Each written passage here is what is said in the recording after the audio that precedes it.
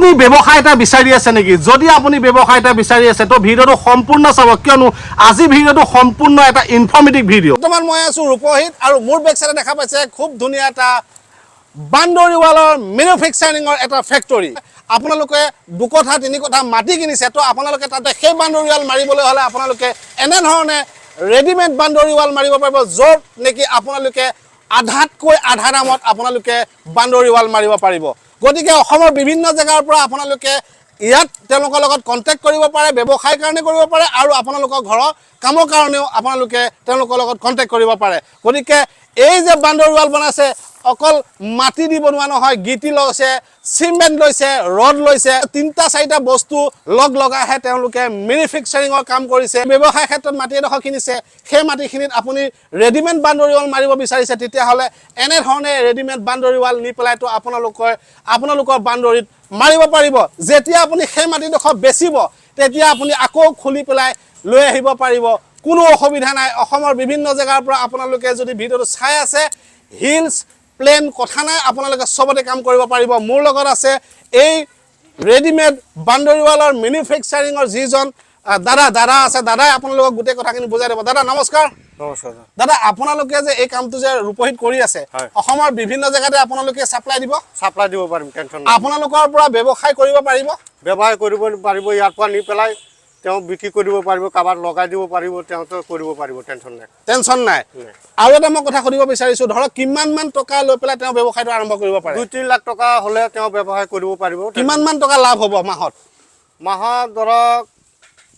2 লাখ টকা মান লাভ হ'ব 2 লাখ টকা ইনকাম কৰিব পাৰিব তো মাহে আপুনি 2 লাখ টকা ইনকাম কৰিব পাৰিব কোনো অসুবিধা নাই এনে ধৰণে আপোনালোকে বাউণ্ডাৰী ৱাল কিনি বা আপোনালোকে ব্যৱসায় যদি কৰিম বুলি ভাবিছে তেতিয়া হলে মাহে 1.5 লাখৰ পৰা 2 লাখ টকা ইনকাম কৰিব পাৰিব আৰু ৰেডিমেড বাউণ্ডাৰী ৱালে অসমত ইমান বেছি চাহিদা পাইছে যে ইটাৰে কথা বাউণ্ডাৰী ৱাল এতিয়া বহু মানুহে কমাইছে আৰু এনে ধৰণৰ ৰেডিমেড বাউণ্ডাৰী ৱালে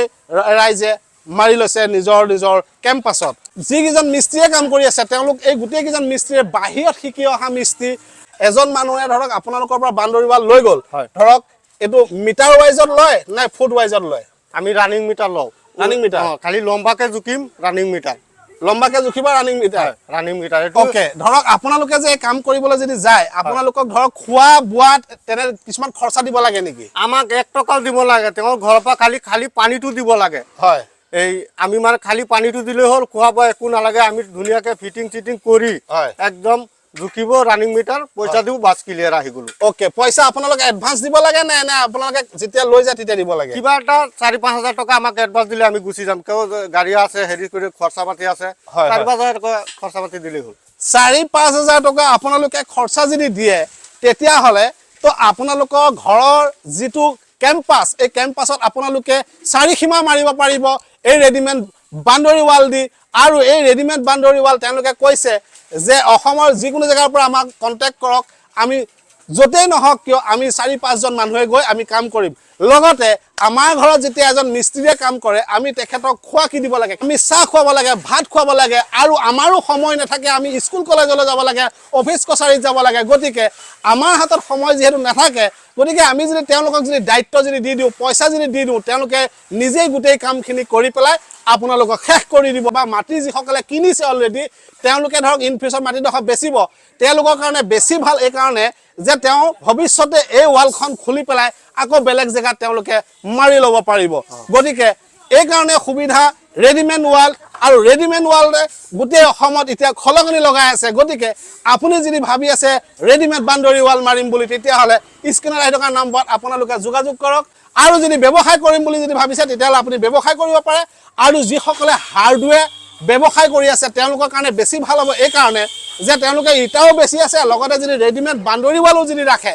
তেতিয়া হলে বেছি ভাল হ'ব বুলি মই ভাবো গতিকে ভিডিওটো সম্পূৰ্ণ এটা ইনফৰ্মেটিভ ভিডিও এই ভিডিওটো আপোনালোকে বেছি শেয়াৰ কৰিব যিসকলে এনে ধৰণৰ কাম কৰিম বুলি ভাবি আছে গতিকে মই আপোনালোকক দেখালো ৰূপহীৰ পৰা যদি আপোনালোকে কৰিম বুলি ভাবিছে তেতিয়া হলে তেওঁলোকৰ লগত এতিয়াই যোগাযোগ কৰক ধন্যবাদ